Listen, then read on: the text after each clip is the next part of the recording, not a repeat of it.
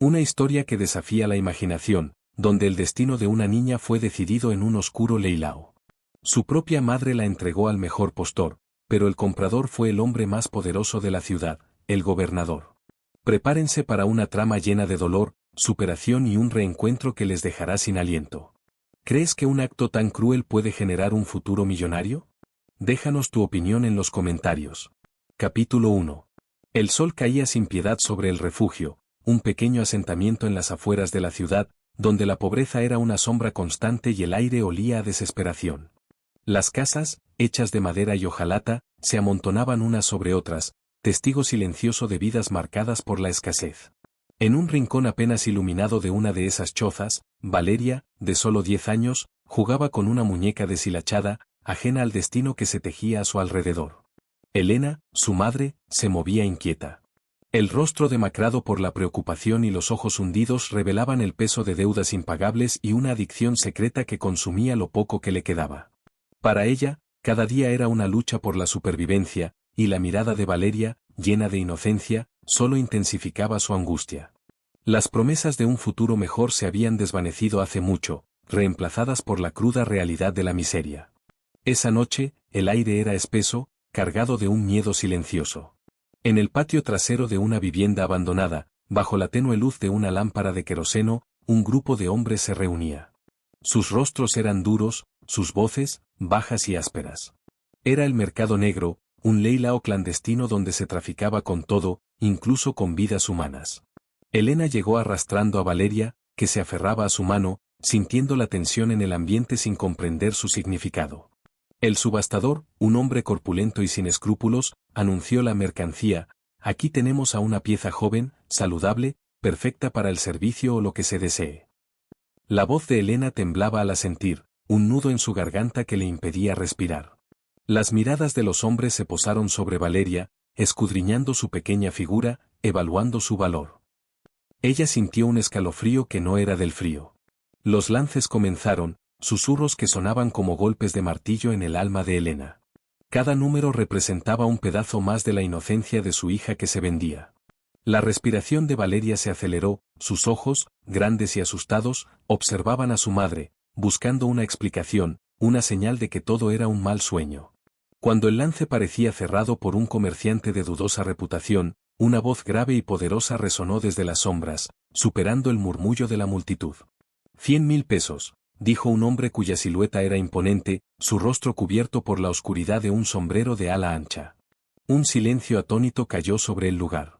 Nadie, en la historia de ese leilao, había ofrecido tanto. La mirada de Elena se clavó en la figura misteriosa, y el destino de Valeria dio un giro inimaginable, arrastrándola hacia un camino desconocido, lejos del refugio y de la madre que la acababa de vender. Capítulo 2. La oscuridad de la noche se disipó con la primera luz del amanecer, revelando un paisaje que parecía sacado de un sueño. Valeria, aún aturdida por los eventos de la noche anterior, abrió los ojos en un lugar que contrastaba brutalmente con el refugio. Estaba en un coche de lujo, de asientos suaves y olor a nuevo. Al mirar por la ventana, no vio las chozas miserables, sino avenidas amplias y bien cuidadas, edificios altos y modernos, y un cielo azul profundo sin rastro de la polución de la villa. Había llegado a la capital, una metrópolis vibrante, bañada por el sol matutino y el ajetreo de sus habitantes. El coche se detuvo frente a una mansión imponente. Muros altos de piedra, portones de hierro forjado, y jardines extensos y meticulosamente cuidados. El aire olía a flores frescas y a la promesa de una vida diferente. Un mayordomo, de figura recta y rostro serio, la recibió en la entrada, conduciéndola a través de salones espaciosos decorados con muebles antiguos y obras de arte que jamás había imaginado. Todo era inmenso, silencioso y abrumador. Fue entonces cuando conoció a don Ricardo. El gobernador de la ciudad, el hombre que la había comprado, la esperaba en su estudio, un espacio repleto de libros y con una vista privilegiada de la ciudad. Don Ricardo era un hombre de unos 50 y tantos años, con una presencia que inspiraba tanto respeto como una sutil distancia. Sus ojos, aunque serios, parecían esconder una profundidad de la que Valeria aún no comprendía. Él no la trató como a una sirvienta ni como a una prisionera. Por el contrario, le habló con calma, explicándole que a partir de ese día, tendría una nueva vida. Le ofreció educación, un cuarto propio con juguetes y ropa nueva, y la promesa de seguridad. Valeria, acostumbrada al hambre y a la desesperación, no podía procesar tanta generosidad. Su mente infantil intentaba descifrar las verdaderas intenciones de ese hombre poderoso. ¿Era un acto de bondad genuina o había algo más detrás de tanta opulencia? Los días se transformaron en semanas. Valeria comenzó a asistir a clases con tutores privados en la mansión. Aprendió a leer, a escribir, a tocar el piano, y a comportarse en un ambiente completamente ajeno a su origen. Observaba a don Ricardo, intentando encontrar respuestas. Él la trataba con un afecto contenido, pero nunca se excedía. La llevaba a paseos por el parque, le contaba historias sobre la ciudad, y siempre se aseguraba de que estuviera bien. Sin embargo, ese halo de misterio que lo envolvía nunca desaparecía. La pregunta de por qué la había rescatado de aquel Leilao seguía sin respuesta, flotando en el aire como un secreto no revelado. Mientras Valeria se adaptaba a su nueva y extraña realidad, una dicotomía crecía en su corazón, gratitud por la vida que le habían dado, y la sombra persistente del trauma del Leilao y la figura de su madre que se desvanecía en la memoria, como un mal sueño del que acababa de despertar. ¿Qué opinas sobre lo que has visto hasta ahora? ¿Crees que las intenciones del gobernador son puras o hay algo más detrás de su ayuda? Déjanos tu opinión en los comentarios. Capítulo 3. Los años volaron como las hojas en el otoño, transformando a Valeria de una niña asustada en una joven sofisticada y segura de sí misma. La mansión del gobernador se había convertido en su hogar, y la ciudad, su escenario. A los 25 años, Valeria se movía con gracia en los círculos más exclusivos de la capital. Su nombre era sinónimo de elegancia y su influencia, discreta pero palpable. Don Ricardo, ahora con más de 60 años y visiblemente envejecido, la había nombrado heredera de una parte considerable de su vasta fortuna, asegurando su futuro y consolidando su posición en la alta sociedad. A pesar de la vida de lujos y privilegios, las sombras del pasado de Valeria seguían acechando. Por las noches, imágenes borrosas del Leilao y el rostro demacrado de su madre, Elena, invadían sus sueños. El trauma era una cicatriz invisible que, de vez en cuando, palpitaba con dolor. Se sentía dividida entre la gratitud inmensa hacia don Ricardo, el hombre que la rescató y le dio todo, y la necesidad incesante de comprender por qué su propia madre la había abandonado a un destino tan cruel. En los salones de alta sociedad, las miradas curiosas y los susurros sobre el origen de Valeria eran una constante. Aunque su historia nunca fue abiertamente revelada, la falta de un apellido de cuna y el misterio en torno a su llegada a la mansión del gobernador alimentaban las intrigas. Algunos murmuraban sobre un pasado oscuro, otros la admiraban por su resiliencia y su ascenso meteórico. Valeria, consciente de las habladurías, las ignoraba con una elegancia aprendida, pero cada rumor era un recordatorio de la vulnerabilidad de su posición, una tensión constante entre el brillo de su presente y la oscuridad de su pasado. La ciudad de la capital, con su clima cálido y su arquitectura colonial mezclada con rascacielos modernos, era el escenario de su nueva vida. Las tardes de paseos por el Parque Central, los eventos de caridad en los que participaba activamente, y las reuniones con las élites locales, todo parecía perfecto en la superficie. Sin embargo, detrás de cada sonrisa y cada brindis, Valeria cargaba el peso de una existencia construida sobre un acto de desesperación. La moralidad de su riqueza, nacida de un acto tan controversial, a veces la abrumaba, haciéndola cuestionar su propia identidad. El contraste entre su vida actual y la del refugio era abismal, casi imposible de creer. Recordaba el olor a tierra mojada, el sonido de los niños jugando en la calle y la constante sensación de hambre. Ahora, vivía rodeada de seda, silencio y el aroma de costosos perfumes. Esta dualidad la mantenía anclada, recordándole de dónde venía y la fragilidad de su presente. Gracias por permanecer con nosotros hasta aquí. Te agradecemos enormemente tu atención, y te aseguramos que lo mejor de esta historia aún está por venir. Capítulo 4. En un barrio olvidado de la capital, donde las calles de tierra se mezclaban con el asfalto quebrado y los edificios bajos se apiñaban bajo un sol implacable, Valeria organizó un evento benéfico.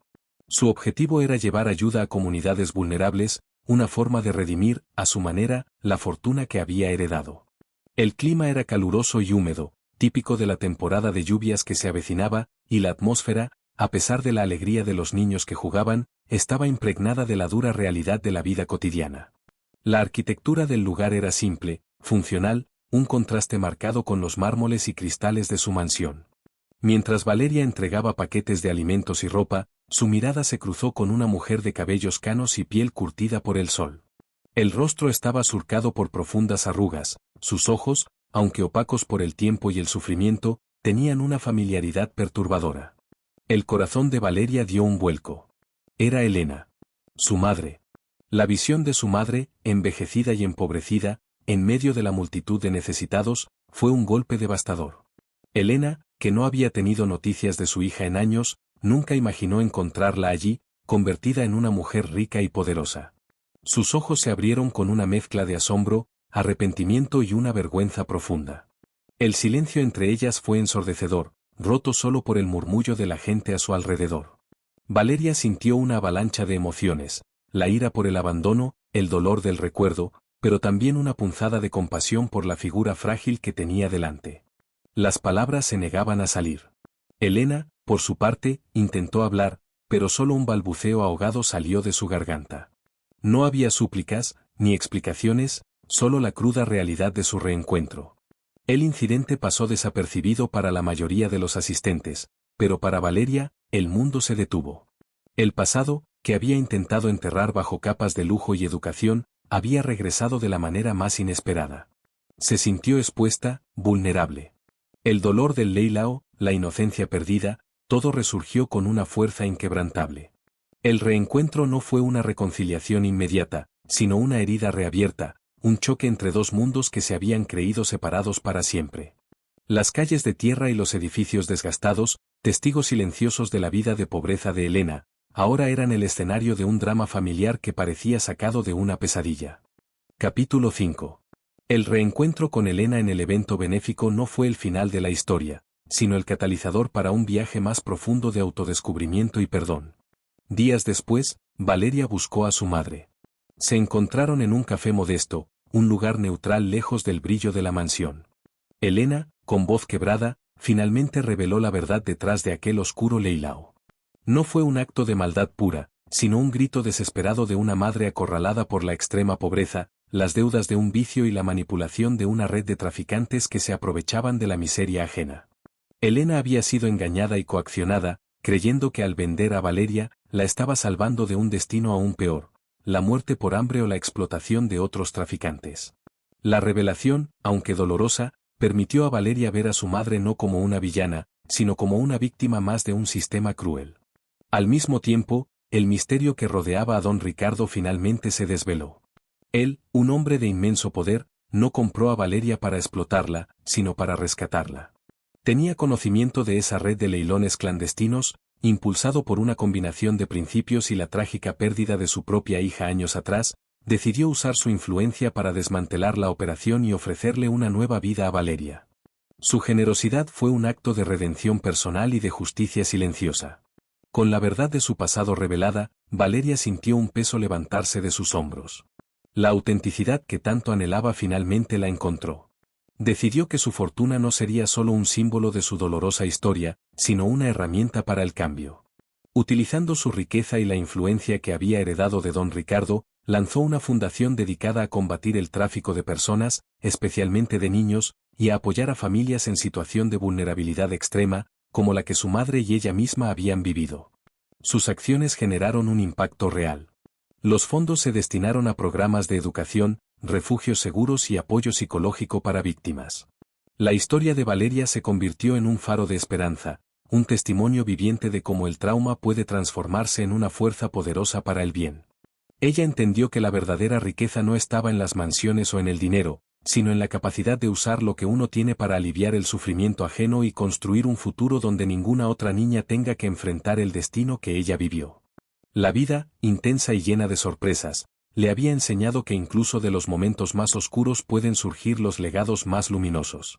¿Y tú, qué harías si estuvieras en el lugar de Valeria?